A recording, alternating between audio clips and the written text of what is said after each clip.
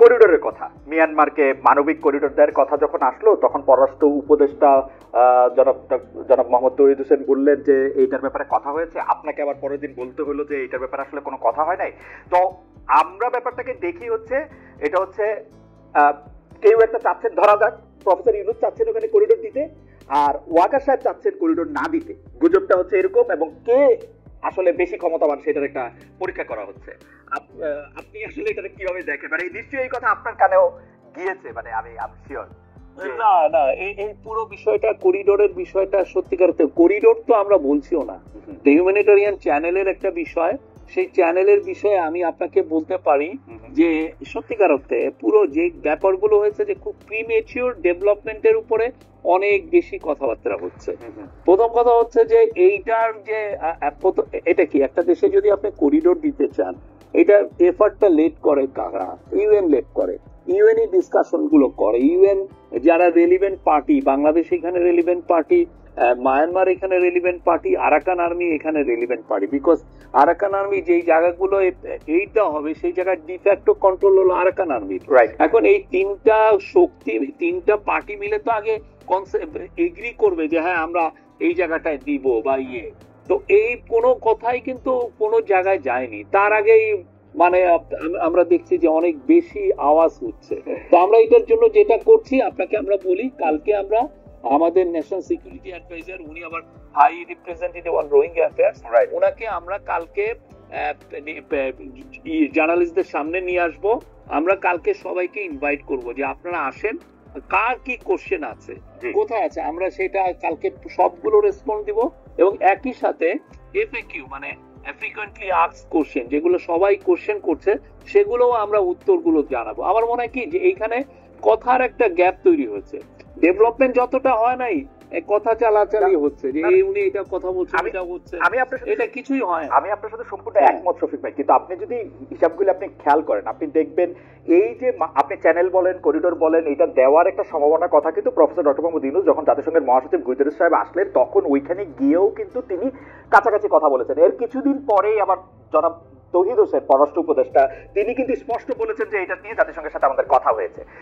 আমরা সাংবাদিকরা বা অন্য কেউ এটা নিয়ে অনেক বেশি আলোচনা করেছি, আমি এটা আপনার সাথে একমত, এখনো প্রাথমিক কথা হয় না, কিন্তু আমরা তো জনাব তৌহিদ হোসেনকে বলি নাই যে আপনি এটা বলে দেন, আমরা তো জনাব খলিলুর রহমানকে বলি নাই আপনি এটার পক্ষে যুক্তি বলেন। এটা আমাদের দোষ না, এটা আপনাদের কাছ থেকে আসছে, আপনি এটাকে এভাবে দেখেন না। মানে ওনারা কি কেউ বলেছেন যে আমরা, ওনারা কেউ কি বলেছেন যে এগ্রিমেন্ট হয়েছে?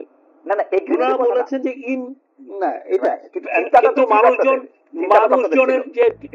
মানুষজন ইন্টারপ্রেট, চিন্তাটা কেন হয়েছে? চিন্তাটা এই জন্য হয়েছে যে আমরা 2023 থেকে এই পর্যন্ত, আমরা প্রথমে তো আপনি জানেন যে 2017 সালে 8,50,000-এর মধ্যে রোহিঙ্গা এসেছিলেন, 7.5 লক্ষ রোহিঙ্গা এসেছিলেন।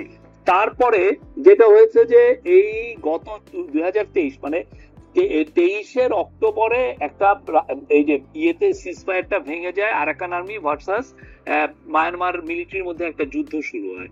আর এই যুদ্ধ শুরু হলে এই যুদ্ধের পরবর্তী পরিস্থিতিতে অনেকে যুদ্ধ থেকে অনেক রোহিঙ্গা এটার মধ্যে এই মিডিলে পড়ে যান, পড়লে এরা অনেকে বাংলাদেশে আসে। সোফার কেউ কেউ বলছেন এটা 1 লাখেরও বেশি এসছেন। এবং এর ফলে যেটা হয়েছে যে ওইখানে এক ধরনের হিউম্যানিটেরিয়ান একটা ক্রাইসিস হয়েছে।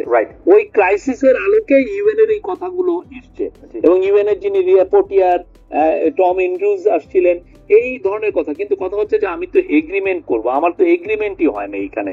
আর একটা হচ্ছে এখানে তো আমি একক পার্টি না, সেখানে মায়ানমার আছে, সেখানে আরাকান আর্মি আছে, এবং এই জিনিসটা হয়তো এমনও হতে পারে যে ইউএন এর সিকিউরিটি কাউন্সিলেও আলাপ হতে পারে। তো এটা তো অনেক পরের বিষয়। এই জায়গাটায় যেটা হচ্ছে যে অনেকে অনেক বেশি, আমার মনে হয় যে কথাবার্তা বেশি হচ্ছে, যতটা না ডেভেলপ।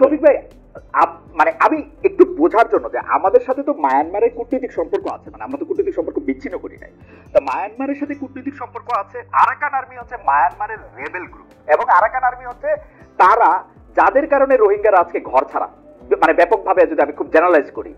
আমরা মায়ানমারের সাথেও কথা বলতেছি, আরাকান আর্মির সাথেও কথা বলতেছি, আমরা এই করিডোরের কথাটাও আমরা শুনতেছি, বুঝতেছি, আমাদের পররাষ্ট্র উপদেষ্টা বলতেছেন, আমাদের হাই রিপ্রেজেন্টেটিভ এটা নিয়ে আলোচনা করতেছেন। এটা কিরকম, মানে এটা মানে মানে এটা এটা এটা কি আসলে খুব যৌক্তিক? মানে আমি আসলে একজন ভেটারেন ইন্টারন্যাশনাল জার্নালিস্টের কাছে একটা জানতে চাইতেছি, এরকম হয় নাকি আসলে?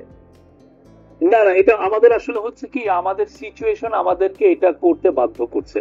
প্রথম কথা, আমরা আরাকানের সাথে, আমরা রাখাইনের সাথে 270 কিলোমিটারের মতো আমরা একটা আমাদের বর্ডার আছে।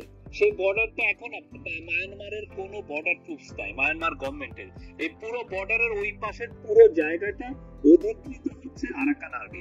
তো আমার বর্ডার কন্ট্রোলের জন্য আমার সাম সর্ট অফ কমিউনিকেশন তার সাথে রাখতে হচ্ছে, কেন বর্ডারে অনেক ইস্যু হয়, বর্ডার থেকে ইয়াবা আসে, বর্ডারে অনেক সময় ইনফর্মাল ট্রেড হয়। এই ইস্যুগুলো দেখার জন্য হইলেও আমি ওই পারে যারা ডিফ্যাক্টো যারা রুলার তার সাথে আমার ধরনের সাম সর্ট অফ কমিউনিকেশন লাগে। এটা ইন্টারন্যাশনালে এটা চলে, ইন্টারন্যাশনাল এদের, বিকজ আপনি তো ওই পারে তো আমি বুঝলাম যে ওইটা মায়ানমারের সভারেন্টি, এই পুরো টেরিটরি। তো মায়ানমার তো নাই, মায়ানমারের তো ট্রুপস ওইখানে নাই, মায়ানমারের কোনো বর্ডার গার্ডস ওইখানে নাই। তো আমার সাম সর্ট অফ কমিউনিকেশন তার সাথে রাখতে হয়। আর রোহিঙ্গারা শুধুমাত্র যে আরাকান আর্মি দ্বারা প্রত্যাখ্যিত হয়ে মানে ড্রেভেন আউট হয়েছে তা তো না, মায়ানমার আর্মিও তো এখানে জড়িত ছিল, তাদেরকে ইউএনএ এখন বিচারের সম্মুখীন হওয়ার করার হচ্ছে, প্রক্রিয়া হচ্ছে। আমার মনে হয় যে আমাদের যেহেতু অনেক প্রশ্ন, আমি শুধু এটা জানতে চাই যে যেটাকে আপনি ডিফেক্টো, যেটাকে সাম সর্ট অফ কমিউনিকেশন আপনি বলতেছিলেন, এইটা কোনোদিন কোনো গভর্নমেন্ট লেভেলে এটা আসলে সামনে আনা হয় কিনা? না না, আপনি যদি ইন্টারন্যাশনাল রিলেশনশিপে যারা এটা নিয়ে বড় এক্সপার্ট, আপনি তাদেরকে, যে শাহাব ইনাম খান আছেন বা আমাদের যারা আরো আছেন, আপনি সবার সাথে কথা বলেন। এটা ইন্টারন্যাশনালি খুবই একসেপ্টেড। এই রকমের ডিফ্যাক্টো আপনি থাইল্যান্ড করে যে মায়ানমারের অনেক গ্রুপের সাথে, বিকজ থাইল্যান্ডও ওই রকম ওয়াই স্টেট যদি দেখেন থাইল্যান্ডের সাথে, থাইল্যান্ড যথেষ্ট ওদের, ইভেন থাই মিনিস্টাররা যে ওই ওয়াই স্টেট ওয়ার যে রেবেলদের সাথে বৈঠক করে ছবিও পোস্ট করেন, বিকজ আপনার তো তার তো বর্ডার ম্যানেজ করতে হবে, বর্ডারে মায়ানমার ট্রুপস নাই, আপনি কার সাথে কথা বলবেন? ইভেন চায়না ওই কাজটা করে, কিন্তু চায়না দেখতেছে যে তার যে বর্ডারে অনেক জায়গায় মায়ানমারের কন্ট্রোল নাই, তো সে যে রেবেল গ্রুপের। আমার কাছে মনে হয় শফিক ভাই, চায়নার ব্যাপারটা তো আসলে চায়না তো পুরো ব্যাপারটার সাথে সে মিয়ানমারের সাথে এবং ঘোষণা দিয়ে আরাকান আর্মির সাথে দুইটার সাথে সম্পর্ক রাখে। আপনি থাইল্যান্ড দেখেন, থাইল্যান্ড তো আমার মতো অবস্থায় পড়েছে। থাইল্যান্ড কিন্তু ঠিকই ওদের শান স্টেট, ওয়াই স্টেট, ওদের সাথে যারা রেবেল তাদের সাথে কিন্তু থাইল্যান্ড এক ধরনের সম্পর্ক রাখছে। আমার কাছে অবশ্য একটু এইটাতে আমি এখনো আমার কাছে একটু পররাষ্ট্র উপদেষ্টার কথা, তারপর আবার আপনাদের সেই কথার সাথে একটু আলাদা কথা হওয়া, সেইটারে আমার কাছে মনে হয়েছে যে আমরা একটু বিভ্রান্ত হয়েছি এটাতে। যাই হোক, আগামীকাল যদি হাই রিপ্রেজেন্টেটিভ বা যিনি জাতীয় নিরাপত্তা উপদেষ্টা আছেন তিনি সাংবাদিকদের সাথে কথা বললে যদি পরিষ্কার একটা ধারণা দেন, তো সেটা একটা গেল।